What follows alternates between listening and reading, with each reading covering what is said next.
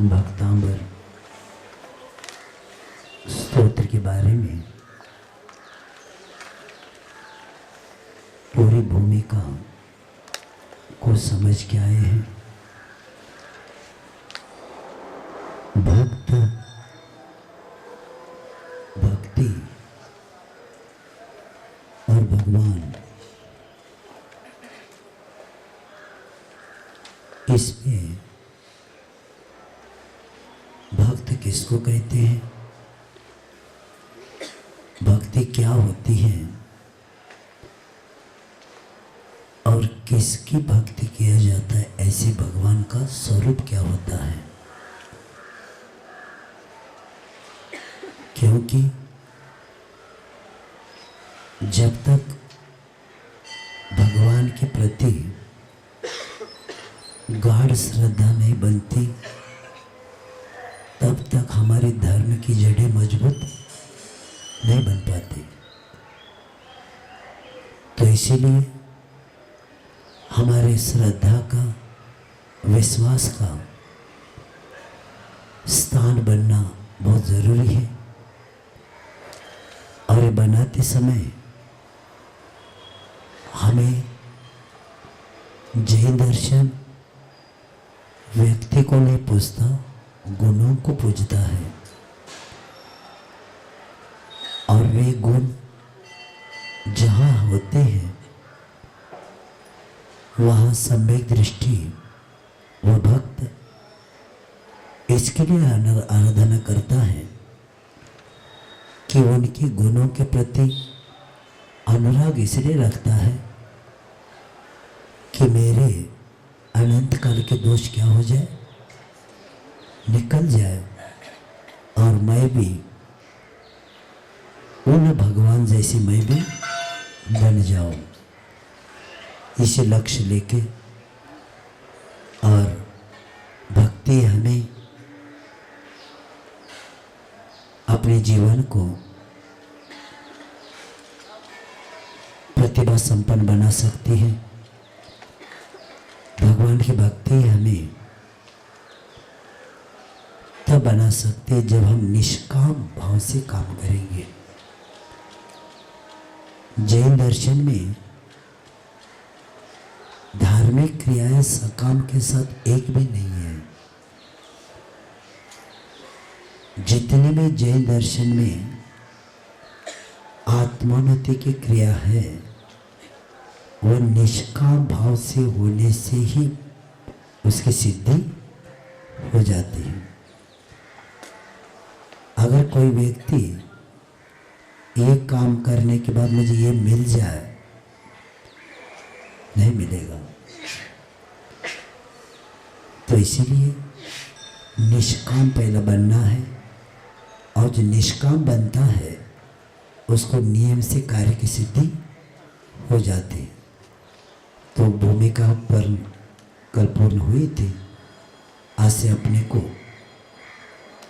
भक्तांबर स्तोत्र का मैं पहला उच्चारण करूँगा, बाद में आप लोग उसको ह्रस्व दीर्घ स श श प्रत्येक उच्चारण थोड़ा हमारा गड़बड़ है तो भी मैं कोशिश करूँगा, क्योंकि ह्रस्व कहाँ होता है, दीर्घ कहाँ होता है और स श श कहाँ बोला जाता है, ये सब आप अपने सामने जो पुस्तिका रखी भक्तांबर की अभी तक आपने पढ़ा है, लेकिन आज एक एक शब्द को देख के पढ़ेंगे। अभी तक पढ़ा है आप लोगों ने, लेकिन आज कैसे पढ़ेंगे, एक एक शब्द को देख कर पढ़ेंगे तो मालूम होगा ह्रस्व कहाँ है और दीर्घ कहाँ है। भक्तांबर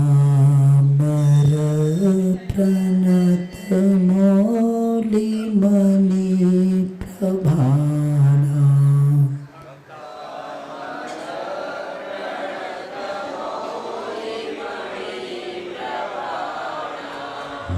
मुद्योतकं दलित पाप पापतमोवितानम्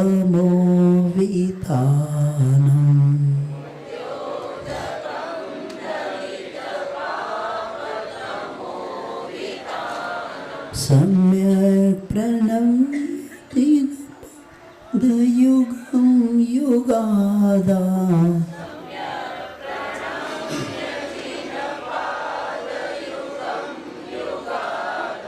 वनं वनं भवजले पततां जनानाम्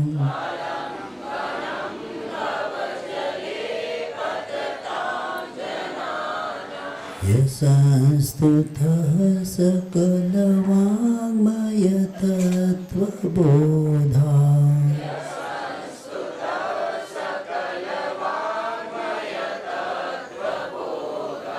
दुर्बोधबुद्धिपटुभिः सुरनौकनाथे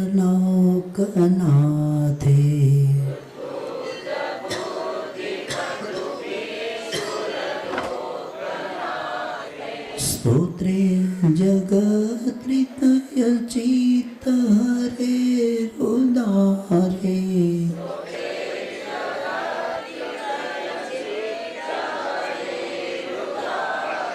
स्तोषे किलाहमपि तं प्रथमं जिनेन्द्रम्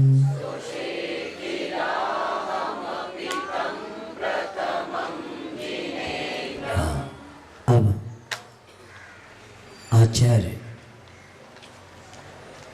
महंतो मुनि महाराज कहते हैं कि भक्तामन प्रणत मौली मणि प्रभाणाम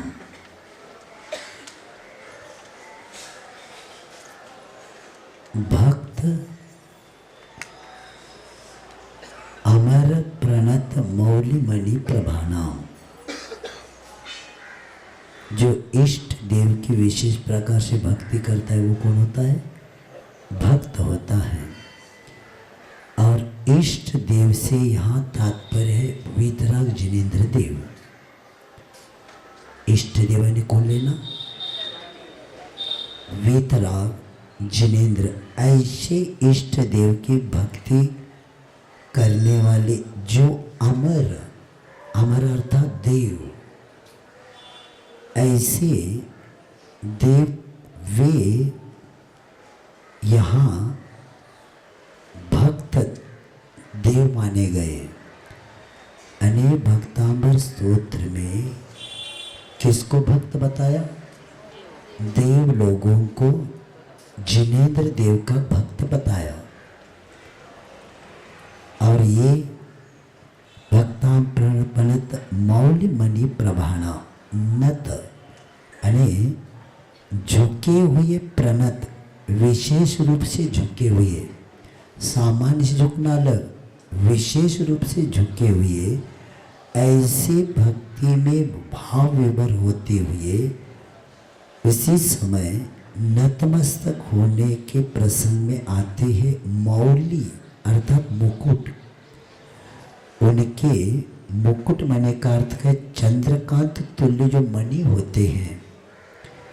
ऐसे देवों के मुकुटों में इस प्रकार की जो मणियाँ जड़ी होती है, जिनकी ऐसे जिनकी प्रभाणाम यानी कांति को जो प्राप्त किया है, ऐसे वे भगवान के यानी नतमस्तक भक्त देवों के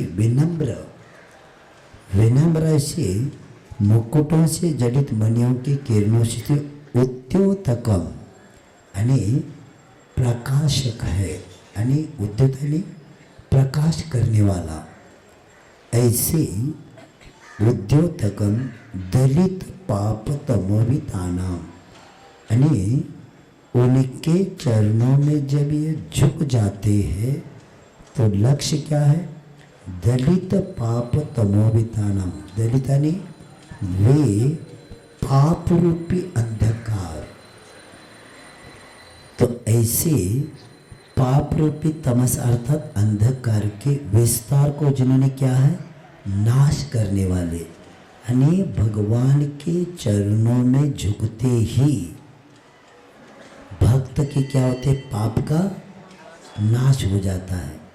और ऐसे उस दलित पाप तुम्हें बिताना, और ये क्या है, पाप रूपी अंधकार को विनाशक तथा युगारंभ यानी युग के आदि में, क्योंकि ये युग ये शब्द आया है क्योंकि लौकिक भाषा में युग शब्द से क्या लिया जाता है, अलग अलग शब्द लिया जाता है, लेकिन जैन खगोल ज्योतिष में 5 वर्ष के समय को युग कहते हैं। और परंतु यहाँ जो युग शब्द है, इस युग का शब्द है वर्तमान जो अवसर्पणी काल का तीसरा, कौन सा है काल, सुषमा दुखमा, इसके आर्य के अंतिम भाग यानी चौथे के आर्य के प्रारंभ का भाग जो समझना है, जिसमें प्रथम तीर्थंकर कौन हो गए, आदिनाथ भगवान हुए हैं। क्योंकि इतिहासकारों ने भी संस्कृत युग को आदिकाल माना है, क्योंकि मानव संस्कृति के अनुरूप सर्प विद्या कला असी मसी का वाणिज्य का उद्भव इसी काल में हुआ, इसलिए युगादो युग के आदि में। और जिन्होंने उस वक्त क्या, भव जले पतिताम जनानाम, भव रूपी जल, भवने संसार, और कौन सा संसार, जन्म जरा मरण रूप जो संसार है, इस संसार को जो अथाह जल है, ऐसे पतताम यानी गिरते हुए मनुष्यों के लिए क्या किया, आलम्बन, युग के प्रारंभ में जो संसार रूपी समुद्र में गिरने वालों के लिए उन्होंने क्या किया, आलम्बन दे दिया। और ऐसे देखे वे उनके ऐसे आलम आश्रय स्वरूप जिन पाद युगम, भगवान के चरण युगलों को मैं क्या करता हूँ, सम्यक प्रणाम। देखो कई प्रकार के प्रणाम होते हैं, हमारा प्रणाम कैसा होना चाहिए, सम्यक होना चाहिए। सम्यक यानी भक्ति पूर्वक, और भक्ति कहाँ होती है, जैसे आता है ना चढ़ावा में, नमो त्रियोग समार के, कैसा होना चाहिए नमस्कार, मन वचन और काय इनके प्रणिधान पूर्वक होना चाहिए। यानी मन वचन काय की अगर वंदना हो जाएगी, क्योंकि द्रव्य नमस्कार और भाव नमस्कार 2 प्रकार के नमस्कार होते हैं। हमारा प्राय करके द्रव्य नमस्कार ही होता है, भाव नमस्कार नहीं होता, क्योंकि भगवान को हम सिर्फ हाथ जोड़ लिया, ये द्रव्य हो गया, लेकिन उसमें हमारा मन भी होना चाहिए और क्या होना चाहिए, वचन भी होना चाहिए, तो भाव नमस्कार हो जाएगा। तो इसीलिए मैं प्रणमम यानी आपके चरणों में क्या करता हूँ कि मैं प्रणाम करता हूँ। और ऐसे युग के आरंभ में प्रणाम करते, अहम अपि मैं भी तम प्रथमम जिनेन्द्रम, उन प्रथम तीर्थंकरों को क्या करता हूँ, किल तोषम, अवश्य मैं क्या करूँगा, स्तुति करूँगा। और ये भी है कि जो सकल वाङ्मय तत्व बोधात, माने समस्त शास्त्र के तत्व ज्ञान से, सकल यानी समस्त, वाङ्मय यानी जिनवानिमा शास्त्र, और उसके जो तत्व रूपी बोध है, ऐसे बोध से जो प्राप्त है, यानी सर्व शास्त्रों के तत्वता से उद्भूत बुद्धि पटु भी उत्पन्न हुई बुद्धि के कारण ऐसे जो चतुर है, ऐसे कौन है? सुर लोकनाथे, सुर लोकनाथे। यानी यहाँ देवेंद्र के द्वारा, कौन है वे? देवेंद्र के द्वारा, यानी जो सुरपति का सुरलोक के नाथ, सुरलोकनाथ यानी देवेंद्र होते हैं, तो उनके द्वारा क्या किया गया कि ऐसे जिनकी बुद्धि क्या है? बहुत चतुर है, ऐसे सुरलोकनाथ स्वर्ग इंद्रियों के द्वारा जगत रे चित्त हारे। और ये जो तीन जगत के चित्त को क्या करने वाले हैं? हरने वाले हैं। और ऐसे उन त्रिभुवन मनोहरी, मन को हरने वाले, प्रत्येक के मन को क्या करने वाले? ये हरने वाले उदार स्तोत्रे, महान स्तुतियों से अच्छी तरह से क्या करता हूँ? वंदित हुए थे। इसीलिए मैं क्या करता हूँ? मैं आपकी स्तुति प्रारंभ, मैं स्तुति करता हूँ, यानी प्रतिज्ञा हो गया। पहले 4 लाइन मंगलाचरण और अगले 4 लाइन में क्या कहा? प्रतिज्ञा किया। तो आचार्य मानतु मुनि महाराज लोहे के जंजीर के द्वारा जकड़ाए गए हैं और समस्त शरीर उनका ऐसे थे कि वे मानता अंधकारपूर्ण पाताल तुर्क कोठरी में समासीन अपने इष्ट देव श्री आदिनाथ भगवान का स्तोत्र रचना के लिए उद्यत है।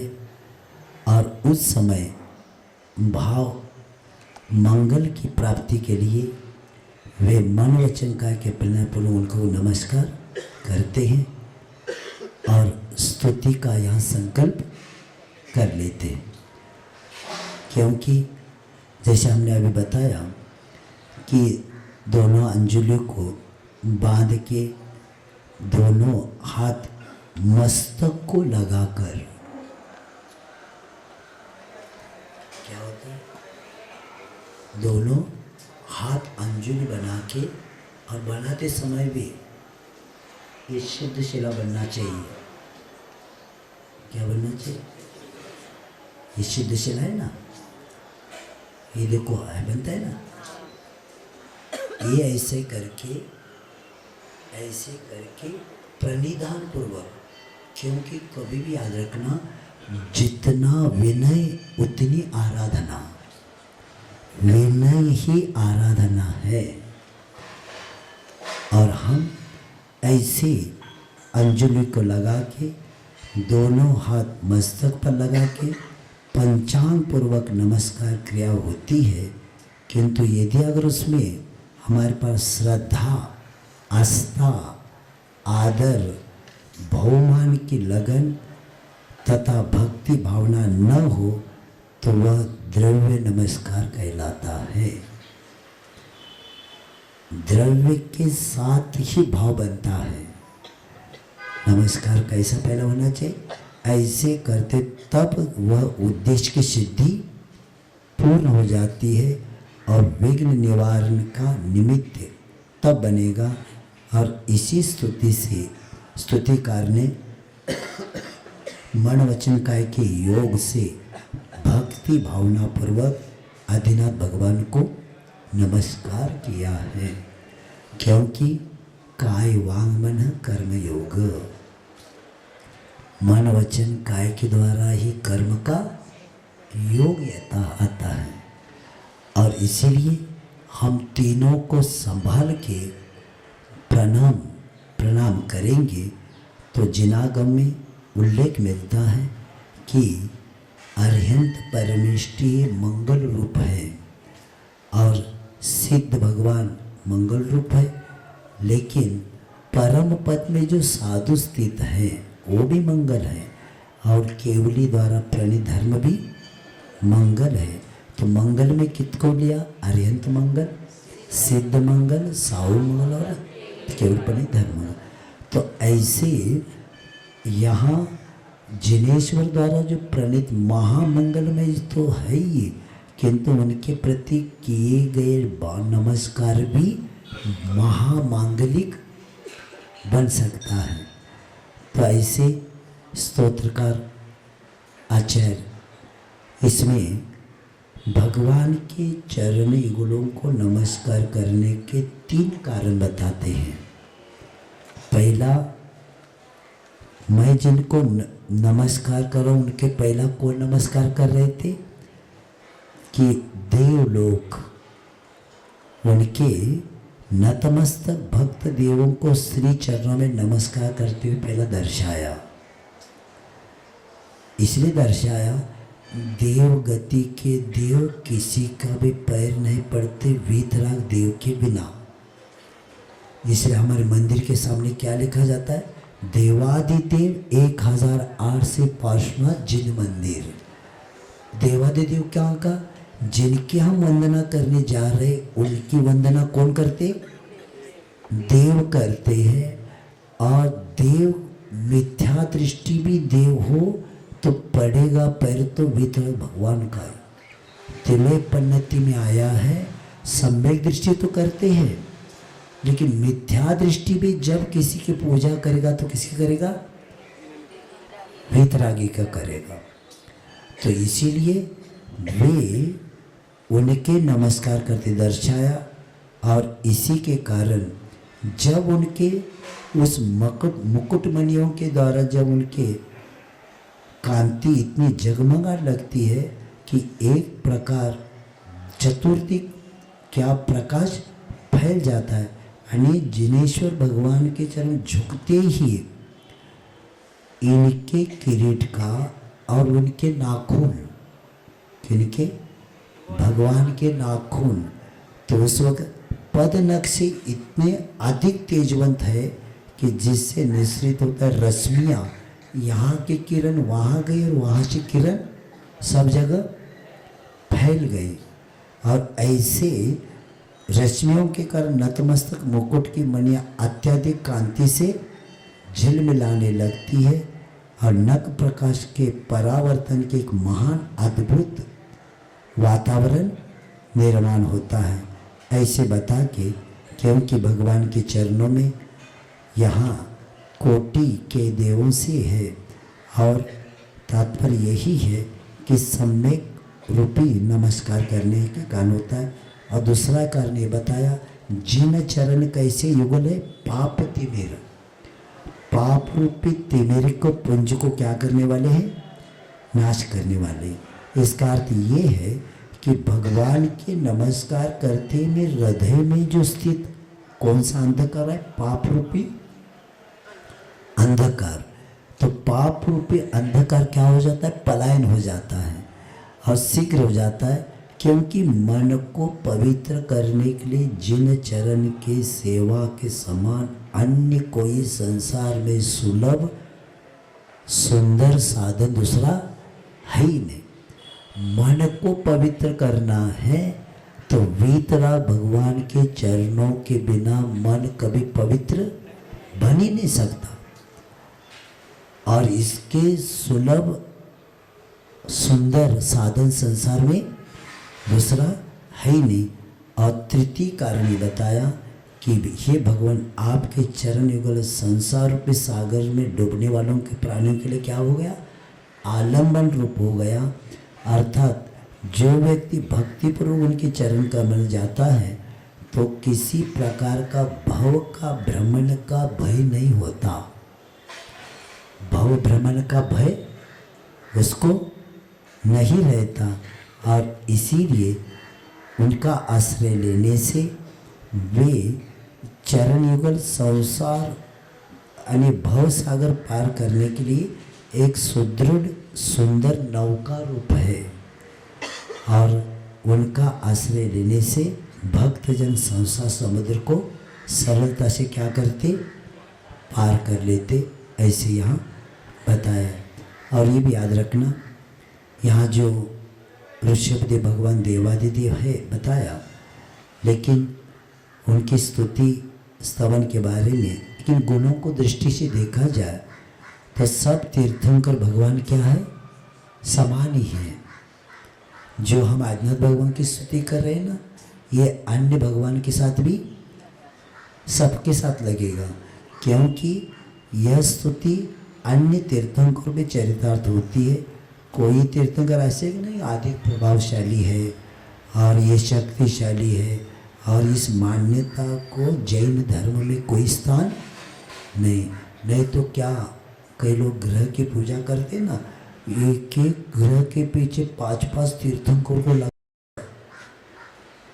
मैंने एक लेख पढ़ा कि ग्रह की पूजा करने वाले तीर्थंकरों के अनंत शक्ति वाले आत्मा को लगाया कि किसी ग्रह के पीछे 2-3 भगवान है, किसी भगवान ग्रह के पीछे 5-6 भगवान, यानी इतना प्रभाव है ग्रह का। अनंतशाली भगवान कहाँ और ग्रह कौन है? ग्रह आगे बताएंगे, क्योंकि पहले दिन वो ठीक नहीं है। पहला माहौल, पहला ये तो समझे, पहला नहीं तो सगा आचार्य कहते जिनके पास परिग्रह होता है उसको ग्रह लगता है। हाँ, और आगे का दूसरा तीसरा लेंगे। बुद्ध्या विनापि विबुधार्चित पादपीठ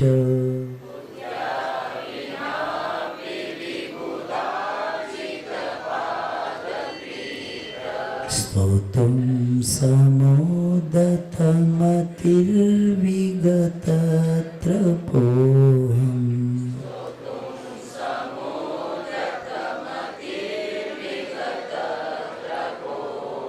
बालं विहाय जलसंस्थितमेन्दुबिम्ब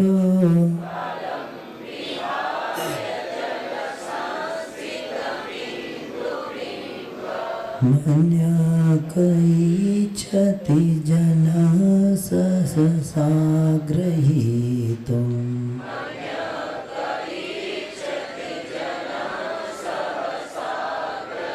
बोलेंगे बुद्ध्या विनापि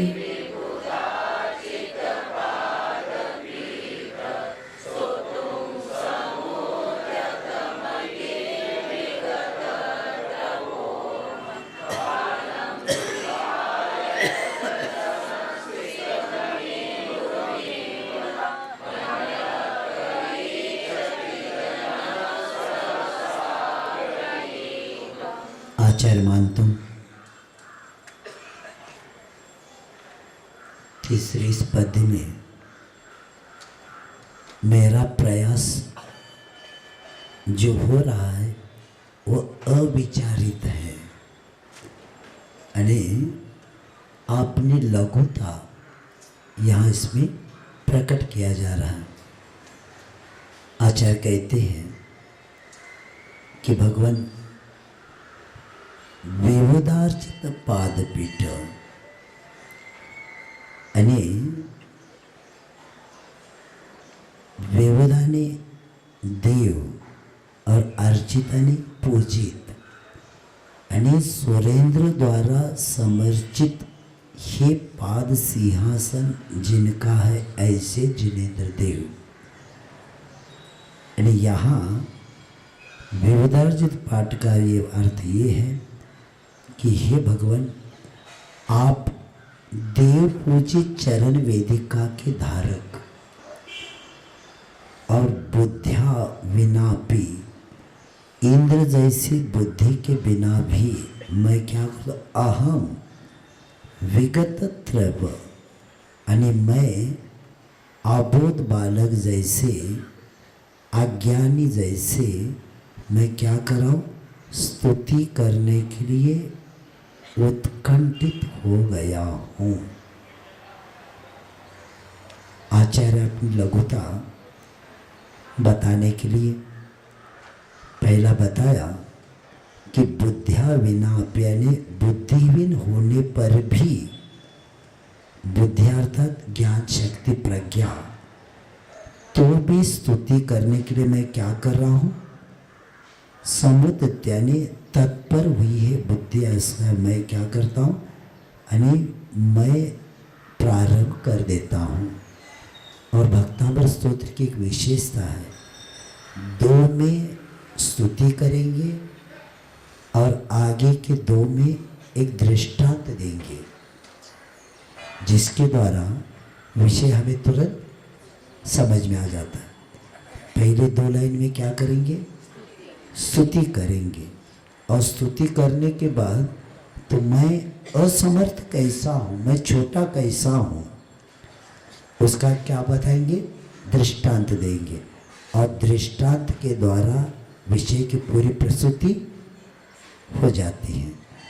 तो वो कहते हैं कैसे, बालम विहाय, यानी छोटा सा बालक होता है, वो क्या करता है कि बालक को छोड़कर अन्य कह जन, दूसरा कौन मनुष्य है, जल संस्थितम, यानी पानी में पड़े हुए इंदु बिंब माने चंद्रमा के प्रतिबिंब का सहसन एकाएक पकड़ना चाहता है।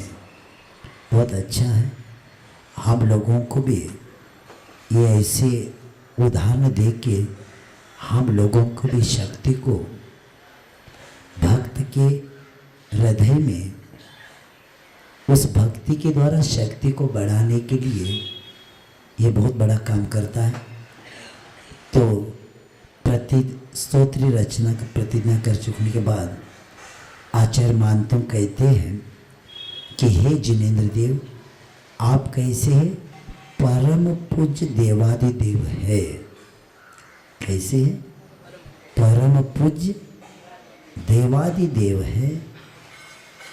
अब परम यानी श्रेष्ठ, पूज्य क्यों, पूज्य शब्द को भी समझना पड़ेगा अपने को। आज पहला पूज्य, संस्कृत कोश में पूज्य शब्द का अर्थ है यानी पवित्र शुद्ध करना, पवित्र शुद्ध करना, ये पू शब्द का है। और पूज्य आधा ज, तो पूज्य यानी क्या, पूजा अर्चा, अर्चना, पूजा अर्चना। और पूज्य जलय यानी सम्मान के योग्य, सम्मान के अधिकारी, यानी जिनकी पूजा करने के बाद हमारी आत्मा पवित्र और शुद्ध बनती है, और ऐसे ही आत्मा सम्मान के योग्य है और सम्मान के अधिकारी है। ये पूज्य शब्द का अर्थ है। तो पूज्य शब्द रत्नत्रय के बिना किसी को नहीं लगता।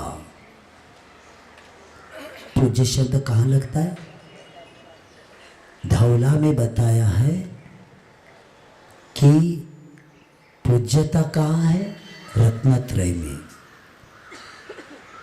ये रत्नत्रय देख के धौला में सिद्धांत ग्रंथ में क्या बताया, अरिहंत, सिद्ध, आचार्य, उपाध्याय, साधु, ये 5 के बिना पूज्य किसी के सामने नहीं लगता।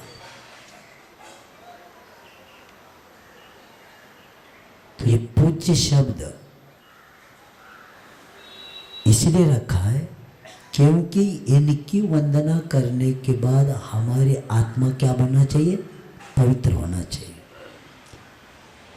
और परिग्रह के साथ वालों के साथ ये शब्द नहीं लगता। तो पूज्यता कहाँ है, धौला में बताया रत्नत्रय है, वहां पूज्यता है।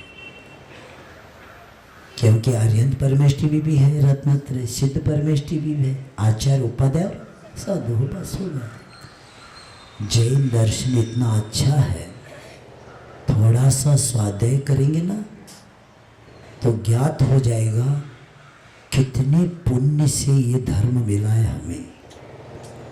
और ये धर्म मिलना ही परमात्मा बनने वालों को ये धर्म मिलता है, सामान्य व्यक्ति को ये धर्म नहीं मिलता।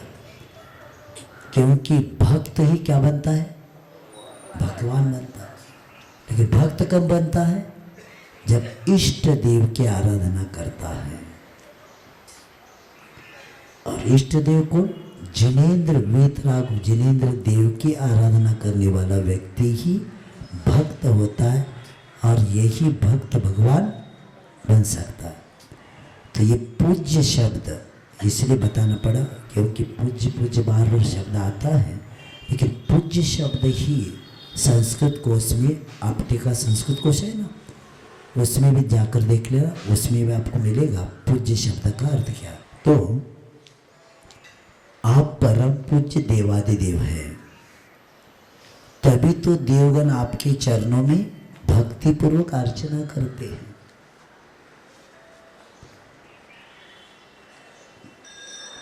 देव गति के देव वीतराग भगवान के बिना किसी की आराधना नहीं करते। और यही नहीं, वरना आपका पाद पीठ, आप तो छोड़िए, आपका पाद पीठ पद विन्यास के आसन को भी पूजते हैं। कहाँ वे और कहाँ हम,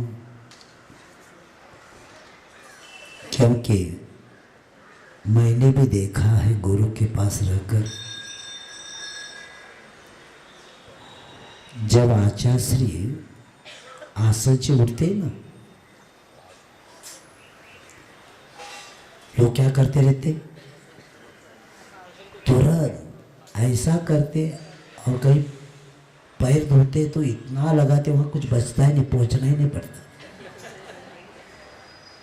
क्योंकि उनके चरण जहाँ पड़ते हैं, जहाँ बैठते हैं, उसकी भी लोग पूजा करते हैं। जैन तो छोड़ो, अजैन सागर के आसपास विहार करते करते थोड़ा गुरु महाराज को विश्रांति लेना था, तो छोटा सा गांव था, और वहाँ एक घर के सामने पाषाण था, तो आचार्य बैठ गए। बैठने के बाद अब वहाँ से विहार हो गया, तो लोगों में चर्चा होने लगी, अरे आचार्य बैठे थे, तो सेठ लोग मैं लूँगा, तो बोलियाँ होने लगी। और ये बोलियाँ चल रही थी, पाँच लाख तक पहुंच गया। और भी कुछ बड़ा होगा, हमें पैसे से मतलब नहीं। तो वो बढ़ता गया, तो ये उस कुटिया से बाहर आने वाला व्यक्ति पूछे क्या हो रहा है, इसके बोले हो रहे, तो कहता है मैं दूंगा तब। और उन्होंने कहा जिस पर गुरु बैठे थे मैं थोड़ी दूंगा, मैं उसकी पूजा करूँ घर में जाकर। जब गुरु बैठते तो वहाँ इतना पूजा होती है, तो भगवान का पाद पीठ, इसलिए कहा वे और कब हम। तो ऐसे आपकी स्तुति हम किस प्रकार करें भगवान, क्योंकि तर्क बुद्धि हमारे पास है ही नहीं। और लोक व्यवहार में तो ऐसा हम देखते हैं, जिस कार्य में अपनी बुद्धि पहुंच हो वही कार्य करना चाहिए। जो हमारे काम बुद्धि पहुंचती नहीं, उस करने में गए तो क्या हो जाएगा, तो हंसी के पात्र बनेंगे हम। लोग कहते हैं ना, देखो कहाँ क्या करने का लगा था, कुछ आता है ही नहीं, और कहाँ की बात कर रहा है। जैसे व्यवहार में देखते ना, है ही किसके पास और व्यवहार कौन सा कर रहा है। तो उसी तरह ऐसे भी तो आग भगवान है, वैसे मेरी बुद्धि नहीं, और मैं क्या हंसी का पात्र बन जाऊंगा। परंतु आपकी स्तुति करने का एक उत्साह मेरे हृदय में, मेरे पास बुद्धि नहीं, लेकिन आपकी स्तुति करने का एक आदम्य उत्साह मेरे हृदय में इतना प्रबल है कि अपनी शक्ति की मर्यादा हमने क्या किया, तोड़ दिया है। और ये कार्य करने के लिए तत्पर हुआ हूँ। कैसे हुआ हूँ? तो उसके लिए उदाहरण बताते बहुत अच्छा। इसका समर्थन करने के लिए भगवान के चरण कमल को प्रयोग यहाँ करते हुए कहते हैं कि जल में चंद्रमा के जो लुभावना जो प्रतिबिंब दिखाई देता है, जब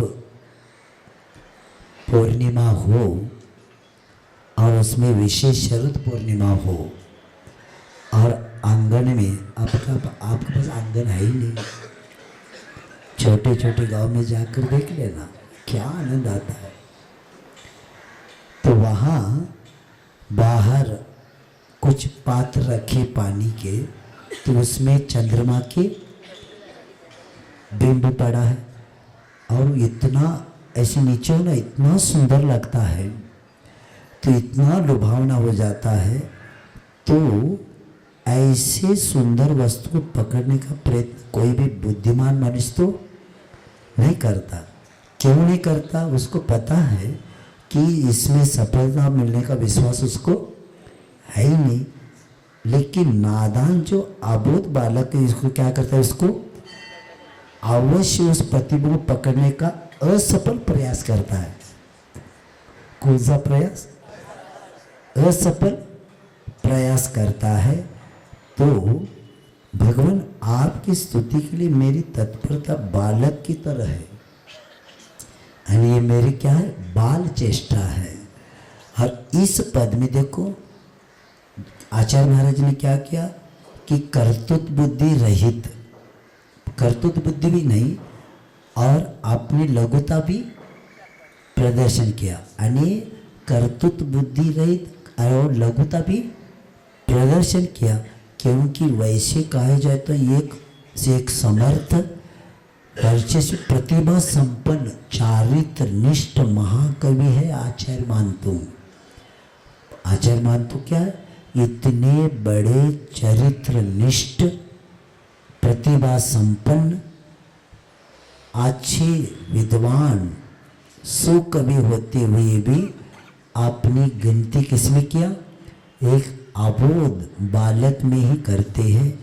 और एक निश्चयता जो महान होती है वे कभी भी बड़े बोल नहीं बोलते, क्योंकि लघुता से तो प्रभुता मिले।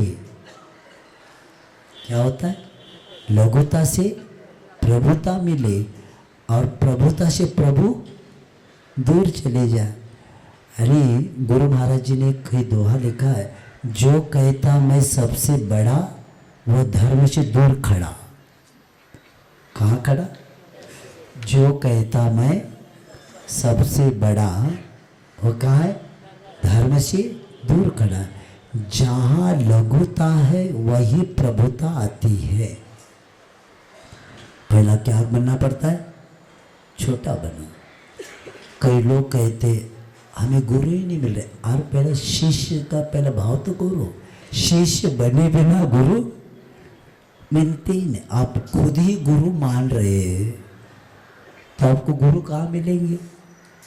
इसीलिए जिन मंदिर के सामने मानस्तंभ इसलिए तो रखा है कि पहला क्या करो?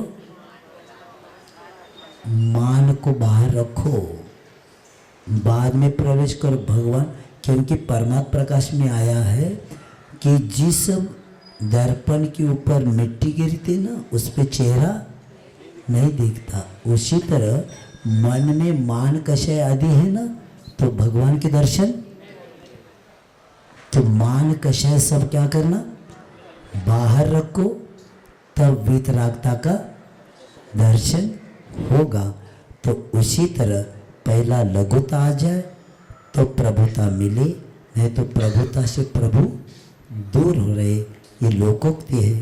तो इसी भाव के लेके आचार्य यहाँ स्तुति करते और आगे कहा जा रहा है कि लघुता अपने ये प्रयास करते। अब स्तुति करने का सामर्थ्य किसमें है, इसी बात को लेके चौथे इसमें बताया जा रहा है। वक्तुं गुणान् गुणसमुद्र शशांक कांतं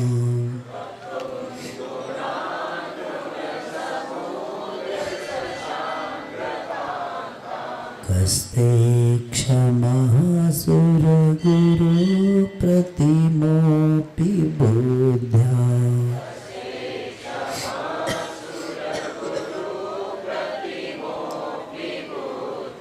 कल्पान्तकालपवनोदतनक्रचक्रम्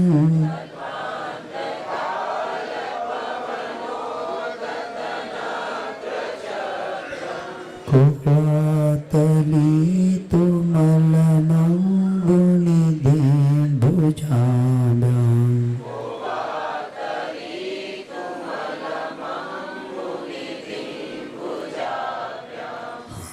आचार्य कहते हैं कि हे गुण निधे,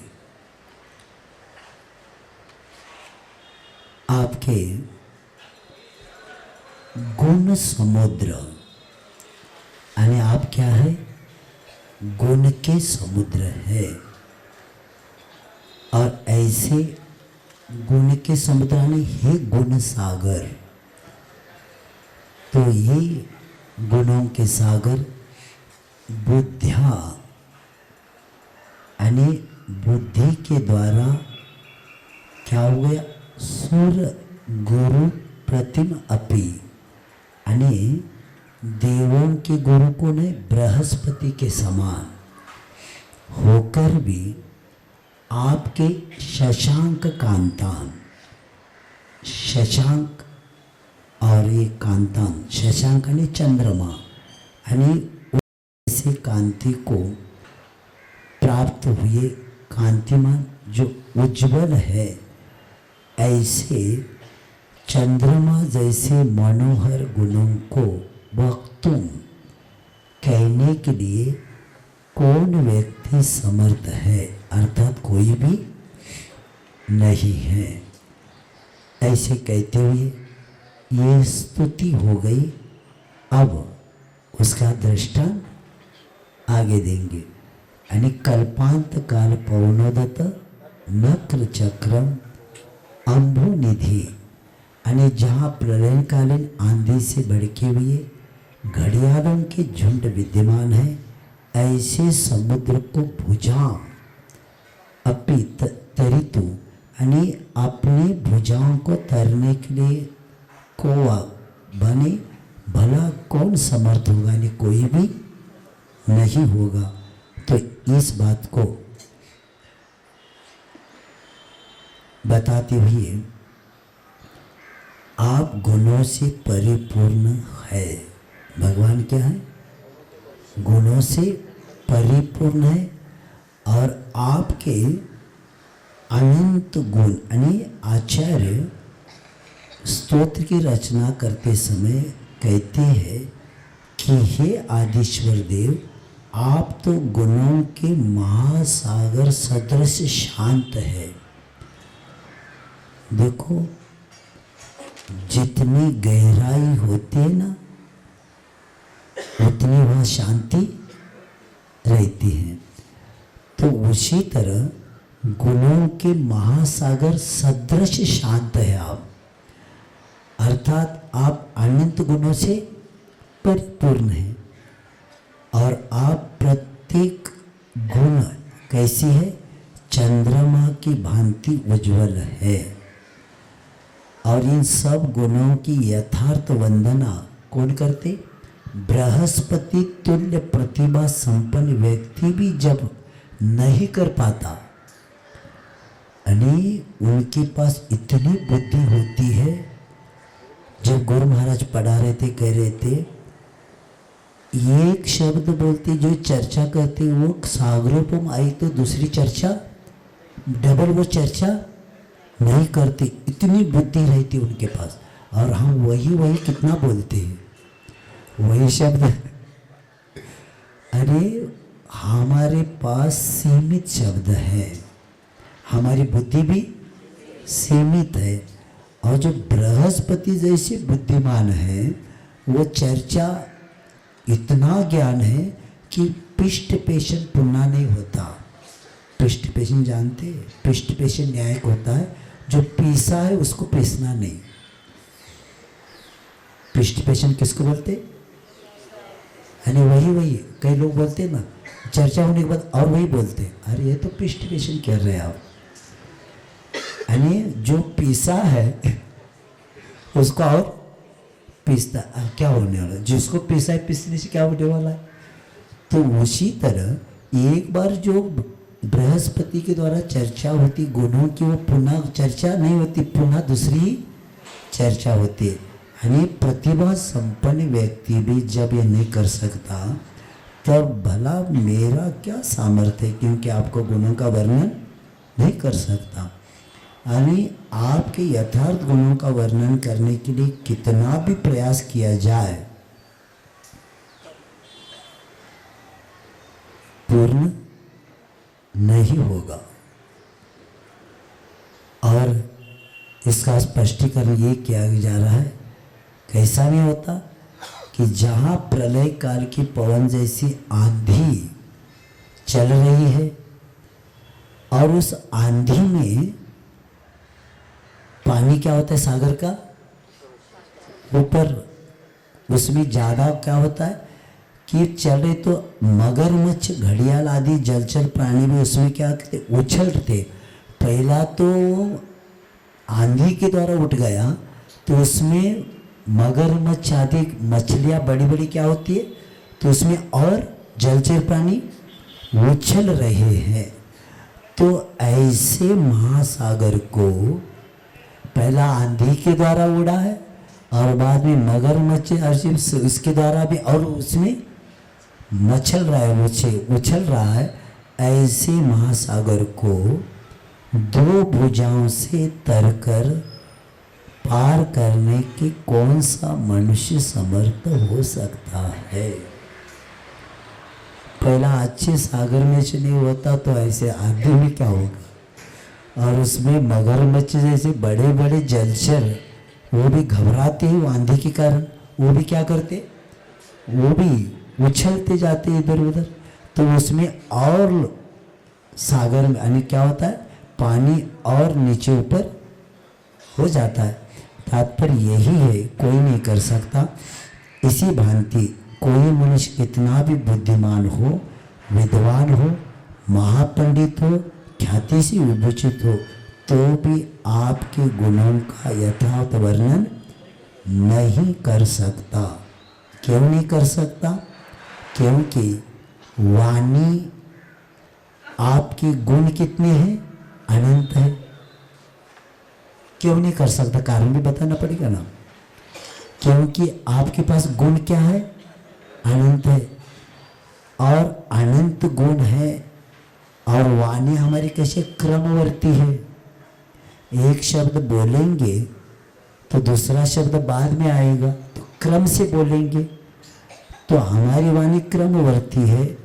और ये भी है गुण, हमारे जो शब्द है वो क्या है, पुद्गल है, जड़ है।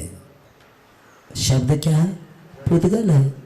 तो जड़ वाणी जड़ शब्दमयी है और गुण चैतन्यमयी है। तो चैतन्यमय गुणों का वर्णन मैं जड़ पुद्गल शब्दों के द्वारा क्या कर सकता हूँ, क्योंकि शब्द सीमित है और वो जड़ है। और आपके गुण क्या है, चैतन्यमय गुण है, और वो कितने हैं, अनंत है। तो जड़ के द्वारा, शब्दों के द्वारा मैं चैतन्य में अनंत गुणों का वर्णन कैसे कर सकता हूँ। और इसीलिए वाणी के द्वारा जिनेश्वर देव के सब गुणों का यथार्थ वर्णन किसी भी प्रकार नहीं हो सकता है। फिर तीर्थंकर भगवान के एक ही गुण का वर्णन करना हो तो भी वाणी के द्वारा संभव, एक गुण का भी वर्णन हम नहीं कर सकते। जब एक गुण का वर्णन नहीं कर सकते तो बाकी की चर्चा क्या करना। तो इसीलिए, क्योंकि शब्द शक्ति मर्यादित होती है, इसीलिए संपूर्ण गुणों का वर्णन वाणी में नहीं हो सकता। इसीलिए मेरा प्रयास यानी स्तुति करने का सामर्थ्य हमारे में नहीं है, ऐसे यहाँ कहा गया। अब आगे 5वां नंबर कर लेंगे। सोहं तथापि तव भक्ति वशान मुनीश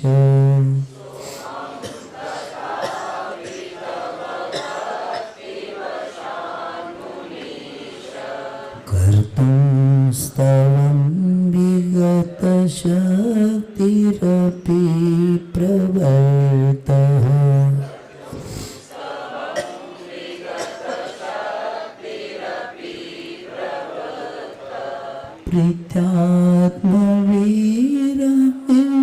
प्रीत्यात्मवीरविचार्य मृगे मृगेन्द्र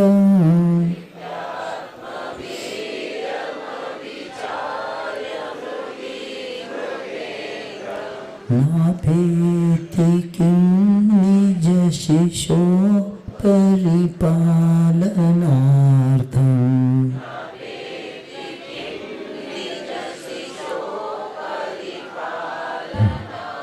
बोलेंगे सोहं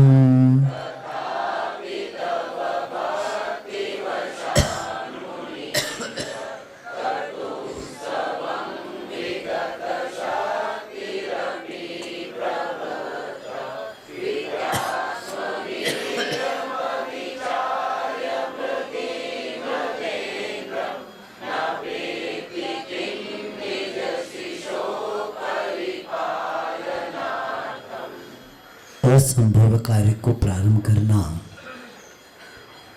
विवेकहीनता है। जो असंभव कार्य है उसमें अपना क्या लगाना, प्रारंभ करना है, क्या है, विवेकहीनता है। तो इसीलिए आचार्य कहते हैं, लेकिन भगवान मेरा जो प्रयत्न है ये भक्ति का ही चमत्कार है। किसका प्रभाव है, भक्ति का है। इसीलिए के लिए यहाँ बताते कि तथापि मुनीश, तो भी हे मुनीश, मुनि ईश, मुनियों के ईश यानी जिनेंद्र देव, सोहम वह मैं हूँ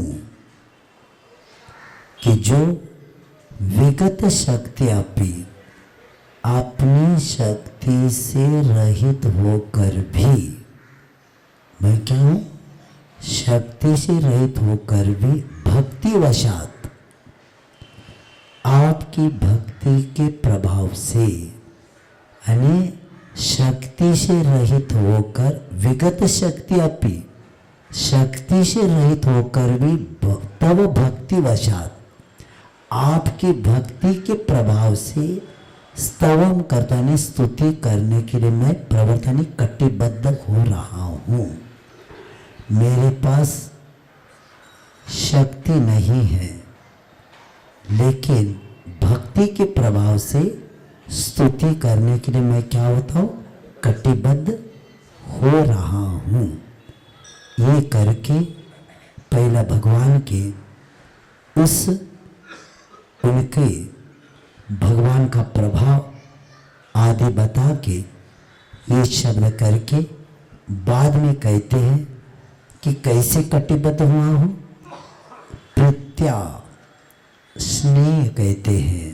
प्रत्या में क्या होता है, स्नेह, यानी प्रीति से, स्नेह से युक्त जो व्यक्ति होता है ना, तो कौन होता है कि ऐसे स्नेह के साथ आत्मवीर अविचार, यानी अपनी शक्ति का विचार न करते हुए, किसके कारण, स्नेह और प्रीति के कारण अपनी शक्ति का क्या नहीं करता, कि विचार न करते कि मृगी, क्या हिरणी, निज शिशु परिपालनार्थम, यानी अपने उस बच्चे की रक्षा के लिए क्या करती है, मृगेंद्र न अभीति, यानी श्री के सामने नहीं जाती है क्या? जाती है। तो ये उदाहरण देख के आचार्य मानदू कहते हैं कि हे यतीश्वर, हे युगादिदेव, क्योंकि अभी तक आचार्य मानतु भक्तांबर के प्रथम छंद में मंगलाचरण पूर्वक आदिनाथ भगवान को नमन किया। उसके पश्चात क्रमशः दूसरे, तीसरे, चौथे छंद में उन्होंने अपनी लघुता, अल्पज्ञता और असमर्थता को एक कोटि में रखा। अब दूसरी कोटि में आदिनाथ भगवान की गुणों की प्रचुरता और अनंत ज्ञान की प्रभुता और अनंत शक्ति को एक तरफ रख दिया। किसमें? पांचवें में। यानी पहले की जो था ना, ये सब करते करते क्या किया? यानी पहले, दूसरे, तीसरे, चौथे में उसमें क्या बताया? लघुता, अल्पज्ञता और असमर्थता। अब क्या किया? इसको एक कोटि में रखा, ये चारों को। अब क्या कहते? दूसरी कोटि में क्या किया? आदिनाथ भगवान की गुणों की प्रचुरता, उनका अनंत ज्ञान की प्रभुता और अनंत शक्ति की सत्ता को रखा। और ये दोनों कोटियां परस्पर में सर्वथा विपरीत है अब इसमें, क्योंकि इतना अधिक असंभव है कि जिनकी किसी सरिता को दो तटों को मिलाना होता है क्या? सरिता बह रही है, दो तट है, दो तटों को मिला सकते क्या? नहीं मिला सकते। तो दो तटों को सरिता के मिलना, जितना कि किसी सरिता के दो तट मिलाना है, तथा जो असंभव को जोड़ने का प्रयत्न इस काव्य के द्वारा भक्ति के बल पर करने के लिए आचार्य मानतु तत्पर हुए हैं। जोड़ नहीं सकते, लेकिन भक्ति के द्वारा जोड़ेंगे वो। ये भक्ति का चमत्कार है। तो ऐसे करते हुए वे कहते हैं कि उस शक्ति का प्रयास करते हुए आचार्य मानतु एक दृष्टांत तो यहाँ देते हैं, और भक्ति के माध्यम से अशक्ति भी शक्ति बनकर, क्या? भक्ति के माध्यम से अशक्ति भी शक्ति बनकर मुक्ति मार्ग प्रशस्त कर देता है। और इसलिए आचार्य एक बहुत सुंदर दृष्टांत, उसमें वात्सल्य है, भक्ति है, प्रेम और ममता का एक सशक्त प्रतीक माना गया है। क्योंकि मानव में भी हम देखते हैं, सिर्फ मानव में नहीं, तिर्यंच पशु में भी ये वात्सल्य भावना दृष्टिगत हो जाती है। उसका ज्वलंत उदाहरण हमें उस समय दिखता है जब किसी हिरनी का जो छोटा सा बच्चा शेर के चंगुल में आ गया। वो खेल रहा था, इतने में शेर ने क्या उसको अपने चंगुल में ले लिया। किसने? उस हिरनी के बच्चे को अपने चंगुल में ले लिया। तब यदि उससे हम समझ लीजिए हिरनी भी वहां उपस्थित है, तो वह मुक्त होकर अपनी ममता भरी आंखों से उसका वध नहीं देखना चाहती। और यद्यपि वह जानती है कि सिंह का मुकाबला करना मेरे शक्ति से बाहर, ये भी पता है। यानी उसके चंगुल में फंसा है वो बच्चा और वो सामने है, और उसको पता है कि मैं मुकाबला करूं तो मेरा कुछ होने वाला, लेकिन अपनी ममता भरी आंखों से वो वध नहीं देखना चाहती। और इसीलिए वह शक्ति से बाहर है, तथापि वात्सल्य और प्रेम की जबरदस्त भावना सिंह का सामना करने के लिए प्रेरित करती है। भले ही उसमें सफलता मिले या न मिले, किंतु कर्तव्य से विमुख नहीं होती। वो अपना कर्तव्य मानती है, उसको पता है इसमें सफलता मिले या न मिले, लेकिन मैं तो कर्तव्य से विमुख नहीं होंगे। और इसलिए वे इस दृष्टांत के समानांतर आचार्य बताते अपने को लोग भी मान रहे। इसके द्वारा क्या हो गया, इसमें लघु, अशक्त और अल्पज्ञता, ये तीन बातें बताए। यानी लघु भी, अशक्त भी और अल्पज्ञता की कोटि में रख कर, क्योंकि ये तो अल्पज्ञता है, मैं जाऊंगी तो इसमें बचूंगी क्या, है ही नहीं, तो भी अल्पज्ञता है। और ऐसे कोटि में रख कर भी उत्कृष्ट सिद्ध, यानी उत्कृष्ट भक्त ही सिद्ध किया। क्या क्या इसमें सिद्ध, यानी जैसे वो हिरनी का मुकाबला करने वाला बच्चे को बचाने के लिए उन्होंने सिंह का मुकाबला किया, उसी तरह मेरे पास कुछ भी शक्ति नहीं तो भी मैं अब आपकी भक्ति कर रहा हूँ। ये यानी इतना होते हुए मैं ही भक्त हूँ, इसका सिद्ध आचार्य महाराज कहते हैं। अर्थात इस भक्ति के प्रबलता से उपर्युक्त तीनों प्रकार की निर्बलताओं पर विजय प्राप्त किया है। और इस प्रकार भक्ति रस से परिपूर्ण ये संपूर्ण काव्य क्या है, भक्तांबर के नाम को इसी छंद में सार्थक कर देता है।